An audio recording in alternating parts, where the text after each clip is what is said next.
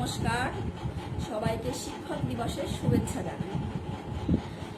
আমরা সবাই জানি 5 সেপ্টেম্বর প্রতি বছর ভারত জুড়ে শিক্ষক দিবস পালিত হয়।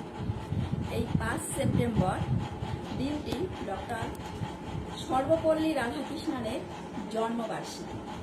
ডক্টর সর্বপল্লী রাধাকৃষ্ণন ছিলেন একজন সম্মানিত শিক্ষাবিদ। তিনি ভারতের প্রথম উপরাষ্ট্রপতি এবং দ্বিতীয় রাষ্ট্রপতি। তিনি একজন পণ্ডিত, শিক্ষক এবং বিখ্যাত দার্শনিক ছিলেন। ডক্টর রাধাকৃষ্ণনের ব্যক্তিত্ব তার ছাত্রদের কাছ থেকে প্রচুর শ্রদ্ধা জাগিয়ে তুলেছিল। ডক্টর রাধাকৃষ্ণন তার জন্মদিন পালন করতে আগ্রহী কিছু ছাত্রকে শিক্ষক দিবস হিসেবে পালনের পরামর্শ দিয়েছিলেন।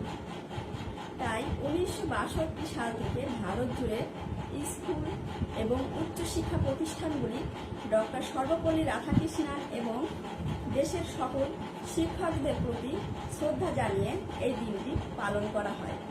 নমস্কার।